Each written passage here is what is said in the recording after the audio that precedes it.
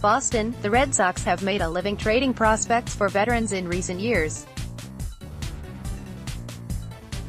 Craig Kimbrel from the Padres in 2015, Chris Sale from the White Sox in 2016, Nathan Eovaldi, Steve Pearce and Ian Kinsler in 2018.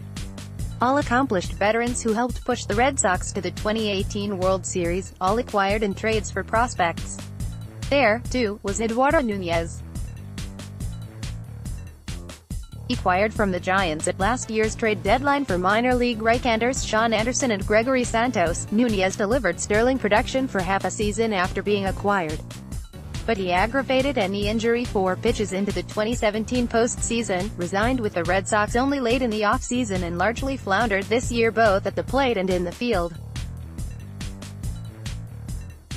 He was effectively demoted down the stretch, starting just 12 of the Red Sox's final 26 games in September and getting just 6 at-bats in the ALCS after going 2 for 11 with poor defensive play when given a shot in the ALDS. For a moment, it looked like Nunez might be regarded as one of the Red Sox's more lukewarm acquisitions in their bounty of prospect for veteran trades. With one mighty swing, Nunez changed that.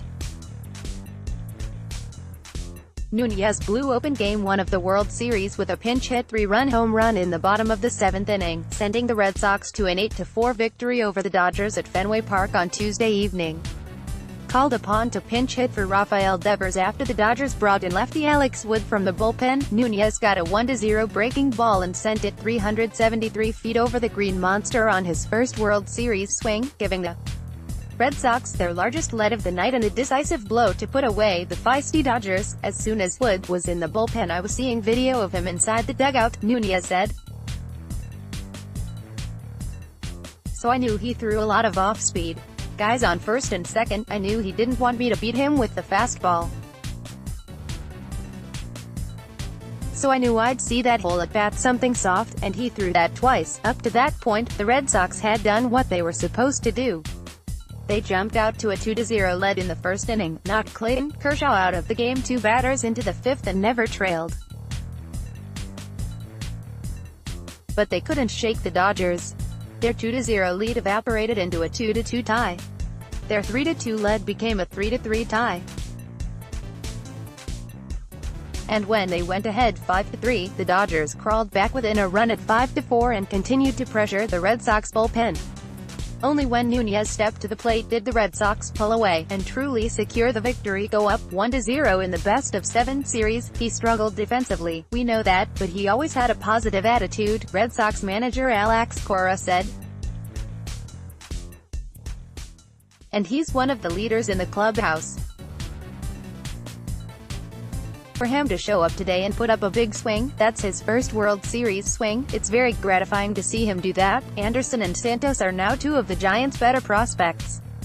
Anderson ranked number 7 on the Giants' mid-season top 10 and Santos was right behind him at no. 8. They very well may have big league futures ahead of them. But with what Nunez gave the Red Sox down the stretch in 2017 and now a game-changing World Series home run, it's a deal the Red Sox would happily make again. You know, it's weird because I don't care about being a hero, Nunez said. As long as we have the win, that's all that matters.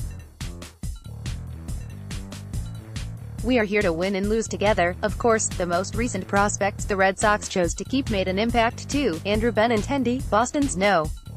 1 prospect entering 2017, went 4 for 5, joining Jacoby Ellsbury, 2007, and Wally Moses, 1946, as the only Red Sox players with 4 hits in a World Series game.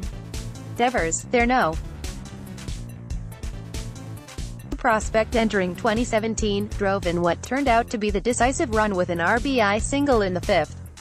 In all, Boston pounded out 11 hits and drew 5 walks. As 7 of their 9 starters reached base, we had a good game plan and we stuck to it, Benintendi said.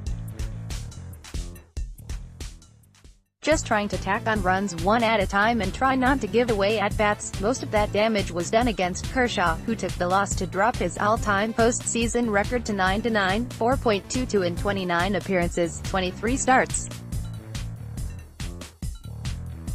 The Red Sox tagged Kershaw for 7 hits and 3 runs in the 4+ innings he was on the mound, then tacked on 2 more runs charged to Kershaw when reliever Ryan Madson failed to strand his inherited base runners. "I don't think he had the fastball command that he typically does, missing up in the zone," Dodgers manager Dave Roberts said. "I don't think his slider had the depth that we're used to seeing.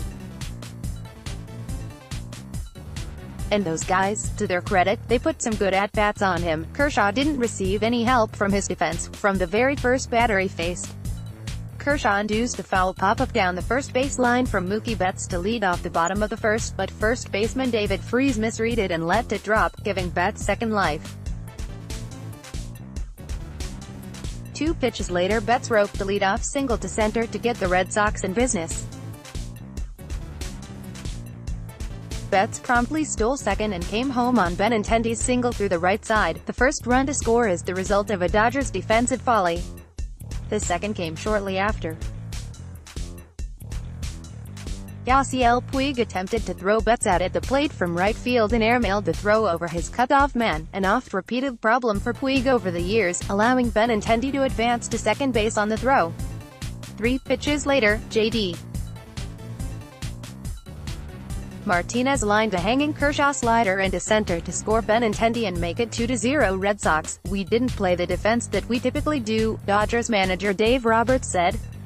"I thought we left some outs out there, and it didn't make Clayton's job any easier." Still, the Dodgers crawled back to give Kershaw a fresh start on multiple occasions. Each time, he couldn't hold it.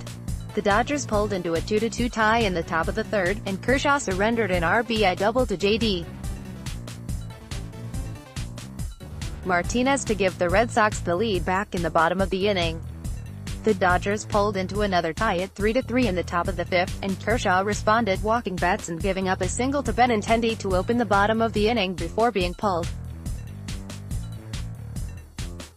Both would eventually come around to score, handing Kershaw the loss. His ace counterpart didn't fare much better.